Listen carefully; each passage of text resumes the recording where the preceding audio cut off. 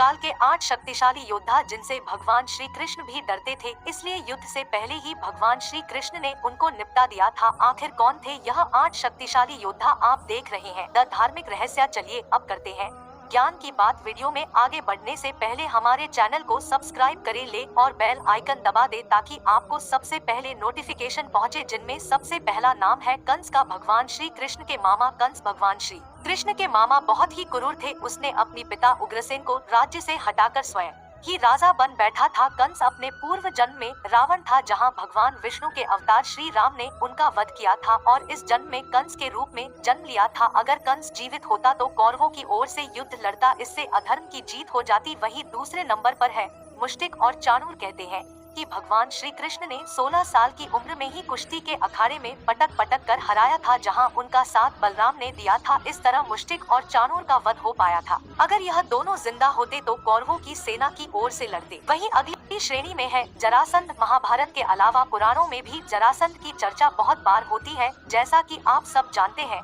कि जरासंध कंस का ससुर था। कहते हैं कि कंस की मृत्यु के बाद वह भगवान श्री कृष्ण का सबसे बड़ा विरोधी बन गया था। जरासंध के कहने पर ही काल्यवन अपनी सेना लेकर मथुरा आया था। जरासंध बेहद शक्तिशाली योद्धा था। जरासंध को किसी भी तरह नहीं मारा जा सकता था, क्योंकि उसके 2 टुकड़े होने के बाद भी वह पुनः जोड़कर जिंदा हो जाता था। एक बार श्री कृष्ण पांडवों के साथ उसका वध करने के लिए उसके राज्य में गए और उन्होंने भेष बदला और स्वयं जरासंध का अखाड़ा में उन्होंने भीम को उसके साथ मल्ल युद्ध करने की चुनौती दे डाली। जरासंध को कुश्ती का बहुत शौक था और भीम ने श्री कृष्ण के इशारे पर उसकी झंगा पकड़कर उसके 2 टुकड़े कर दी है, लेकिन वह फिर से बार बार जोड़ता जा रहा था। भगवान श्री कृष्ण ने एक तिनका उठाया और बीच में से उसके टुकड़े कर 2 भागों में फेंक दिया। भीम इशारे को समझ गए और जरासंध की 2 टुकड़े कर उसे अलग अलग दिशाओं में फेंक दिया। इससे जरासंध का वध मुमकिन हो सका, वरना जरासंध का वध नहीं हुआ होता तो शायद महाभारत के युद्ध में हिस्सा लेता, वह भी कौरवों की तरफ से।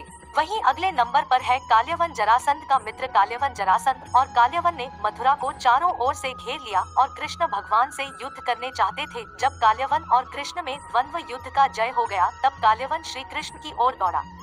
श्री कृष्ण तुरंत ही दूसरी ओर मुंह करके रणभूमि से भाग चले और काल्यवन उन्हें पकड़ने के लिए उनके पीछे पीछे दौड़े लगा।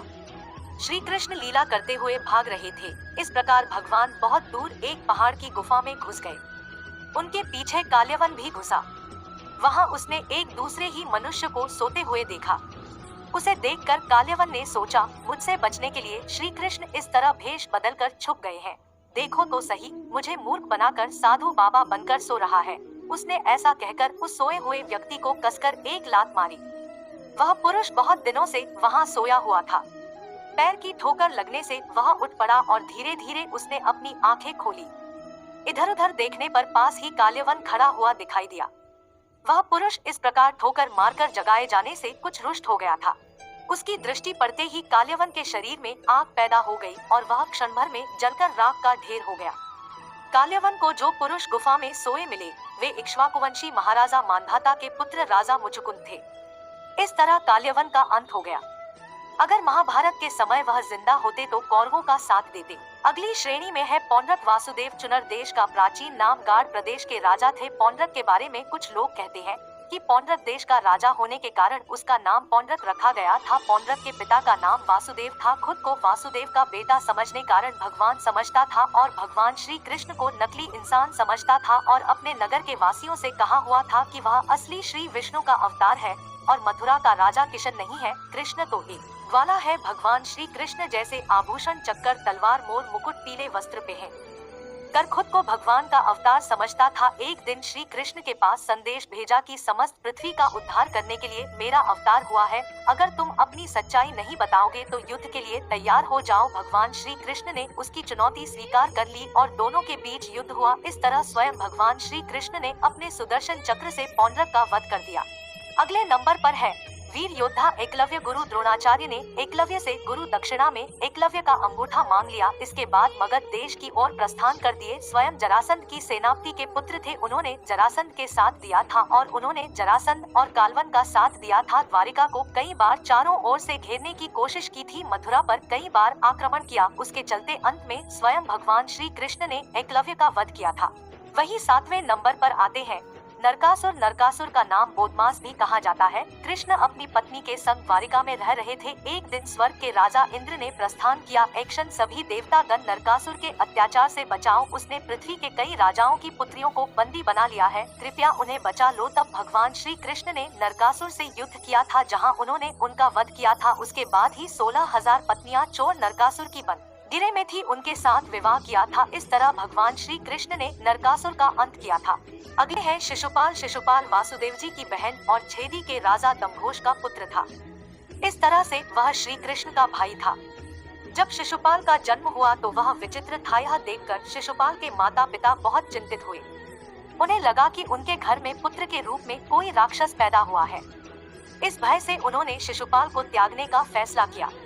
लेकिन तभी आकाशवाणी हुई कि बच्चे का त्याग न करें। जब सही समय आएगा तो इस बच्चे की अतिरिक्त आंख और हाथ गायब हो जाएंगे। लेकिन इसके साथ ही यह भी आकाशवाणी हुई कि जिस व्यक्ति की गोद में बैठने के बाद इस बच्चे की आंख और हाथ गायब होंगे, वही व्यक्ति इसका वध करेगा। आकाशवाणी से शिशुपाल के माता पिता की चिंता तो चली गई, लेकिन उन्हें उसके वध की चिंता सताने लगी। लेकिन विधि के विधान को वे टाल भी नहीं सकते थे। इसलिए उन्होंने अपनी बुआ से कहा कि वे शिशुपाल की 100 गलतियों को माफ कर देंगे, लेकिन 101वीं गलती पर उसे दंड देना ही पड़ेगा। लेकिन इसके साथ ही उन्होंने बुआ को ये भी वचन दिया कि यदि शिशुपाल का वध करना भी पड़ा तो वध के बाद शिशुपाल को इस जीवन मरण के चक्र से मुक्ति मिल जाएगी।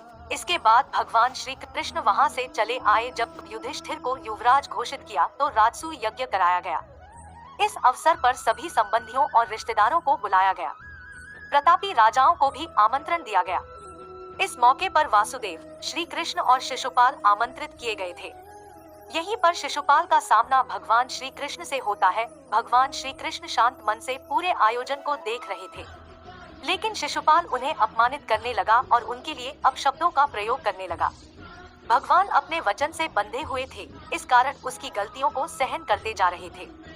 लेकिन जैसे ही शिशुपाल ने 100 अपशब्द पूर्ण किए और 101वां अपशब्द कहा, श्री कृष्ण ने अपने सुदर्शन चक्र को शिशुपाल का वध करने का आदेश दिया।